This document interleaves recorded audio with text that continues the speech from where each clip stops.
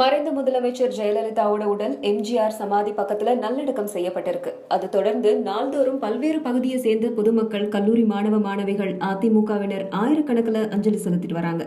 இந்த நிலையில சின்னத்திரை கலைஞர் சங்கத்தினர் சென்னை பல்கலைக்கழகம் முன்னாடி பேரணியா புறப்பட்டு சென்று அஞ்சலி செலுத்திருக்காங்க. அப்போ அம்மா மறையல, நலத்திட்டங்கள் மூலமா நம்ம எல்லாரோட உள்ளங்கள்ல நிறைஞ்சிருக்காங்க அப்படின்னு புகழாரம் சூட்டினாங்க.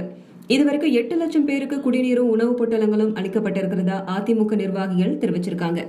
மறைந்து மறையாமலும் நம் இதயத்திலே வாழ்ந்து கொண்டிருக்கின்ற மாண்புமிகு இதய தெய்வம் டாக்டர் புரட்சி தலைவி அம்மா அவர்களுடைய ஈடு செய்ய முடியாத இழப்பை ஒட்டி அவர்களுக்கு நினைவாஞ்சலி செலுத்தும் வகையிலே சென்ற வாரம் பெரிய ஒரு செயற்குழு கூட்டத்திலே அம்மா அவர்களுக்கு பெரிய நினைவாஞ்சலி செலுத்தினோம்.